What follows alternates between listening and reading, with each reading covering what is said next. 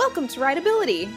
If you're easily spooked, squeamish, or claustrophobic, knowing what to expect on a ride can be a game changer. My name is Jenny, and today we're taking a look at Soarin' Around the World in Disney's Epcot. Opening on February 8, 2001, Soarin' debuted as a truly one-of-a-kind attraction that continues to amaze guests with a gentle yet thrilling ride experience. But how scary is Soarin'? Let's take a look at the stats. We're labeling this ride blue, purple, and green. If you want to learn more about how we rate these rides, be sure to check out our scoring breakdown video linked below. With a duration of just under 5 minutes, this ride is a flying hang gliding simulator that gives a pretty convincing illusion of soaring over the many wonders of the world. There is a height restriction of 40 inches, but there are additional restraints for younger riders, so you can rest easy knowing that everyone in your party is secure. The ride vehicles consist of 3 rows of approximately 10 seats, so this might be another good one if you're riding with a large party. The rows swing into a vertical position when the ride starts, with a top, middle, and bottom level. Each seat comes equipped with a seat belt, plus that small reinforcement strip for younger riders. We give this attraction a blue label because, as a flying simulator, you are not only suspended and lightly swinging, but you're also given the illusion of flying several hundred feet in the air. We recommend that those uncomfortable with heights should take a moment to consider this one, even if it's only simulated. One important thing to note is that you can request a seat on the 3rd row, which would put you closest to the ground. Just ask a cast member if that might be helpful to you. Soarin' also receives a purple label because the suspended seating does have the potential to make riders feel trapped with no way down or off the ride. As a claustrophobic rider myself, I was worried about this initially, but once the ride began, I was so blown away by the experience that I didn't feel trapped at all. There is good airflow, and so many sensations coming at you at once that it's really easy to forget that you're indoors. Of course, not everyone's experience will be like mine, but if you're easily distracted from feelings of claustrophobia, then you might want to give this one a try.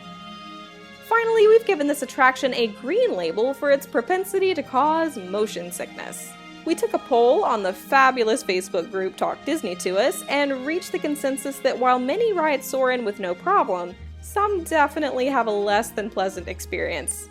This ride is very gentle, gliding from side to side or dipping and rising occasionally, but even though the movement is slight, the landscape on the large screen is changing constantly, and those who might have issues with other visuals like IMAX films or 4D effects should probably consider this one. To get a better understanding of what we've told you, let's take a deeper look into the queue and the ride itself. As one of the few indoor ride entrances, the queue begins inside the Land Pavilion and takes you down a neon-lit hallway. Notoriously known for being one of Disney's most boring queues, there are a couple of interactive elements, but otherwise, prepare to wait a couple of hours in what is essentially just a blue hallway. It is a bit narrow with no windows, so those prone to claustrophobia might feel uncomfortable in line. You'll enter a dimly lit showroom and watch a short instructional video, it's a little less than a minute, before entering the theater. Once you're inside, you'll take a seat on the front, middle, or back row, buckle in, and prepare to take off. Once the ride begins, you'll swing upwards and suddenly find yourself flying over the clouds. In true Epcot form, you'll experience a nice celebration of our world by soaring over many famous landmarks and the many wonders of the world.